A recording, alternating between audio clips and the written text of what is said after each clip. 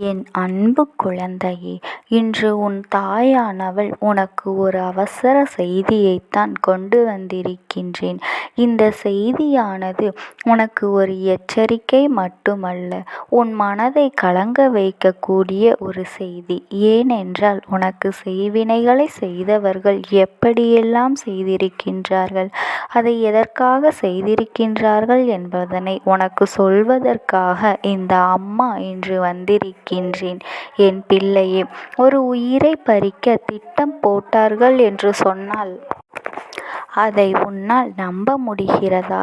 இப்படியெல்லாம் கூட இன்று மனிதர்கள் செய்வார்களா என்கின்ற எண்ணம் தானே உனக்குள் இருக்கின்றது. என் பிள்ளையே, செய்வார்கள். இவர்கள் நிச்சயமாக அதனை செய்வார்கள். இவர்கள் அத்தனை மோசமான குணங்களை கொண்டவர்கள். அதனால் என் பிள்ளை, இவர்கள் என்ன செய்தார்கள் என்பதனை, இவர்கள் அனுப்பிய செய்வினையை, இந்த தாயானவளிடம் சொல்லிய விஷயங்களை உன்னிடத்தில் சொல்கின்றேன். இனியாவது இவர்களிடத்தில் நீ கவனத்தோடு இருக்க வேண்டும். இதுவும் நம்மை செய்து விடுவார்களோ என்று பயப்படாதே. எதுவாக இருந்தாலும் உன் அருகில் வர முடியாது. என் பிள்ளையே, நான் உன் அம்மா உன்னுடைய வாழ்க்கையில் இருக்கும் வரை உனக்கு எந்த ஒரு பயமும் தேவை கிடையாது. இருந்தாலும் இந்த செய்வினை உன் இல்லத்தை நோக்கி வருவதற்கான முடிவு உனக்கு தர வேண்டும் அல்லவா? இந்த செய்வினையை அனுப்பியவர் யார் என்று நீ தெரிந்து கொள்ள வேண்டும் அல்லவா? உன் குடும்பத்தில் அவர்கள் பறிக்க நினைத்த உயிர் யாரென்று தெரிய வேண்டும் அல்லவா? அதை இன்று உன் அம்மா உனக்கு சொல்கின்றேன். கவனமாக கேள் என் பிள்ளையே. இந்த தாயானவள் உன்னுடைய இல்லத்தில் காவலில் வாசலுக்கு நின்று கொண்டிருந்த பொழுதுதான் இந்த ஒரு விஷயத்தை நான் கண்டு கொண்டேன். உன் இல்லத்தில் மிக பெரியதொரு பிரச்சனையை நடந்து கொண்டிருக்கின்றது என்பதனை நான் தெரிந்து கொண்டேன். ஏனென்றால் சூழ்நிலை எப்பொழுதும் போல இல்லை, இயல்பான நிலையிலிருந்து மாறியிருந்தது. அப்படி உன் வாழ்க்கையில் என்னதான் நடக்கின்றது, என்ன பிரச்சனைகள் தான் உன் வாழ்க்கையில் நடந்து கொண்டிருக்கின்றது என்பதனை தெரிந்து கொள்வதற்காக இந்த அம்மா முயற்சிகளை செய்த பொழுதுதான் அந்த இடத்திற்கு ஒரு செய்வினை வந்ததை நான் கண்டு கொண்டேன். இந்த செய்வினையானது அத்தனை ஆக்ரோஷமாக உன் இல்லத்தை நோக்கி வந்தது. நானும் ஏதோ சக்தியாக இருக்குமோ என்று எண்ணி பார்த்த பொழுதுதான் புரிந்து கொண்டேன்.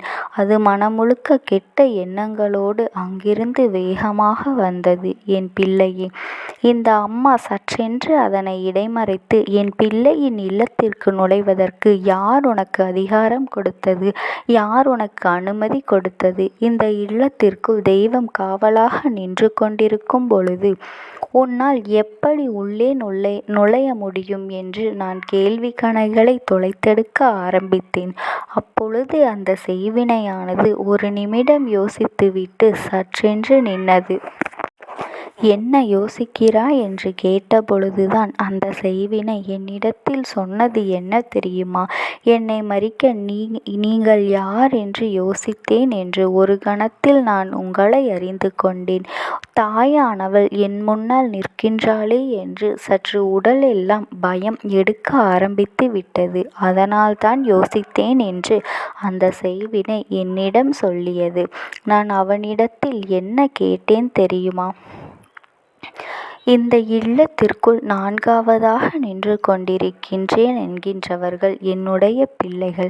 அப்படி இருக்கும் பொழுது என்ன தைரியத்தில் கஷ்டங்களை கொடுக்க நீ முன்வந்தாய் என்று நான் கேட்டபொழுது அது என்னிடத்தில் சொன்ன விஷயம் என்ன தெரியுமா? அம்மா, நான் எதையும் இவர்களுக்கு செய்ய வரவில்லை. எனக்கு என்ன பணியை கொடுத்தார்களோ அதைத்தான் என்னால் செய்ய முடியும்.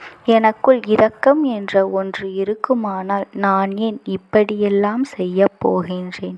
என்னை ஏவி விட்டு அவர்கள் இதை செய்ய சொல்லி அனுப்பி இருக்கின்றார்கள். நான் அழிந்து போவதற்காக வருந்தவில்லை. நான் இந்த வந்த செயல் முடியவில்லை என்றால் என்னுடைய கடமையிலிருந்து தவறியவன் ஆவேன். எனக்கென்று கொடுத்திருக்கின்ற வேலையை நான் சரியாக செய்ய வேண்டும் அல்லவா? அதைத்தான் நான் செய்ய வந்திருக்கின்றேன் என்று அந்த செய்வினை என்னிடத்தில் சொல்லியது. செய்வினைகள் செய்ய வந்த உனக்கு ஏன் இத்தனை ஆக்ரோஷம் என்று கேட்டபொழுதுதான் சொன்னது. நான் வந்த வேகத்தில் ஒரு உயிரை பறித்துவிட்டு செல்ல வேண்டும். இதுதான் எனக்கு கொடுத்திருக்கின்ற பணி. நான் அதை நிறைவேற்றுவதற்காகத்தான் இத்தனை வேகமாக வந்து கொண்டிருந்தேன். இப்பொழுது உங்களிடத்தில் நான் மாட்டிக்கொண்டேன் என்று சொன்னது. அம்மா, என்னுடைய கடமைகளை செய்ய விடுங்கள். நான் வேலையை முடிக்கவில்லை என்றால் அவர்கள் என்னை திருப்ப ஏற்றுக்கொள்ள மாட்டார்கள் என்று உன் தாயானவள் நான் என்ன சொல்லியிருப்பேன் என்று நினைக்கின்றாய்? என் பிள்ளையே, நீ இந்த செய்வினை ரூபத்தில் இங்கே வந்திருக்கின்றாய். உனக்கு கஷ்டங்களை கொடுக்க நான் விரும்பவில்லை. ஆனால் நீ செய்கின்ற இந்த தொழிலிலிருந்து உனக்கு விமோசனம் கொடுக்க விரும்புகின்றேன். உன் மனதிலும் இரக்கத்தை விதைக்கின்றேன். யாருக்கும் எந்த கெடுதலும் செய்யக்கூடாது என்கின்ற எண்ணத்தை உனக்குள் நான் தருகின்றேன். அப்படியானால் இந்த நிலையிலிருந்து மாறி வந்துவிட வேண்டும். இந்த சூழ்நிலையிலிருந்து மாற்றத்தை காண வேண்டும். இந்த வாழ்க்கை உனக்கு கொடுத்திருக்கின்ற விஷயங்களை நீ சரியாக உணர வேண்டும். உனக்கு கிடைத்திருக்கின்ற இந்த தொழில் தவறானது என்பதனை நீ உணர்ந்து கொண்டு இந்த அம்மா உனக்கு கொடுத்திருக்கின்ற வாழ்க்கையை நீ எடுத்துக்கொண்டு இங்கிருந்து தப்பி சென்று உன்னை இனி அவர்கள் ஒருபொழுதும் தேட மாட்டார்கள். உனக்கு விமோசனத்தை நான் கொடுத்திருக்கின்றேன். இதனை நீ சரியாக பயன்படுத்தி கொண்டால் இனி உனக்கு எந்த பிரச்சனைகளும் இல்லை என்று இந்த அம்மா நான் கேட்டபொழுது அது எனக்கு சொன்னது என்ன தெரியுமா? அம்மா, நீ கொடுத்த இந்த வாய்ப்பை நான் பயன்படுத்தி கொள்கின்றேன். நீ கொடுத்த இந்த வாய்ப்பை நான் தவறவிட விரும்பவில்லை. ஆனால் இன்று எனக்கு கொடுத்த விமர்சனத்தை ஏற்றுக்கொண்டு நான் இங்கிருந்து செல்கின்றேன். அது மட்டுமல்ல, நான் தெரியாமல் செய்த இந்த பாவத்திற்கு என்னை மன்னித்து உங்கள் சொல்லி அந்த செய்வினையானது அங்கிருந்து சென்று விட்டது. இந்த அம்மா நானும் அதற்கு மன்னிப்பு கொடுத்து அங்கிருந்து அனுப்பி வைத்து விட்டேன். அது செய்தது பாவம் என்று ஒட்டுக்கொண்டது. தன்னை ஏவியவர்களுக்கு செய்ய வேண்டிய கடமையைத்தான் அது செய்தது. ஆனால் நான் நிற்கும் பொழுது அதை நடக்கவிட அனுமதிக்க மாட்டேன் அல்லவா? இனி என் பிள்ளைக்கு எந்த ஒரு பயமும் இல்லை. என் பிள்ளைக்கு எந்த ஒரு பிரச்சனைகளும் இல்லை. ஒரு உயிரை பறிக்கின்ற அளவிற்கு இருக்கின்ற மனிதர்களோடு தான் நீ தொடர்பு வைத்திருக்கின்றாய் என்பதை புரிந்து கொண்டு உன்னை எதிர்க்கின்றவர்கள் இந்த வாழ்க்கையில் உனக்கு எப்பொழுதுமே உடனிருந்து கொண்டு வேதனை தருகின்றவர்களை எல்லாம் இனி நீ தூரமாக வைக்கத்தான் வேண்டும். நான் என்ன செய்வது, இவர்களை எப்படி ஒதுக்கி வைப்பது என்று மீண்டும் மீண்டும் அருகில் சேர்த்து கொண்டு மிகப்பெரிய பாவத்தை தூக்கி சுமந்து கொண்டிருக்காதே. அவர்கள் செய்த பாவத்திற்காக உன் குடும்பத்திலிருந்து ஒருவரின் உயிரை எடுத்தால் அவர்களுக்கு விமோசனம் கிடைத்துவிடும் என்று அவர்கள் நினைத்து கொண்டிருக்கின்றார்கள். இந்த வாழ்க்கையில் உனக்கு கிடைத்திருக்கின்ற இந்த விஷயங்கள் எல்லாமும் இனி மாற வேண்டும். நல்லவர்கள் யார், கெட்டவர்கள் யார் என்பதனை நீ தெரிந்து கொண்டு பழக வேண்டும். செய்வினைகள் எல்லாம் செய்கின்ற அளவிற்கு ஒருவருக்கு துணிச்சல் இருக்கின்றது என்றால் அது யாராக இருக்க முடியும் என்று சற்று சிந்தித்து பார்.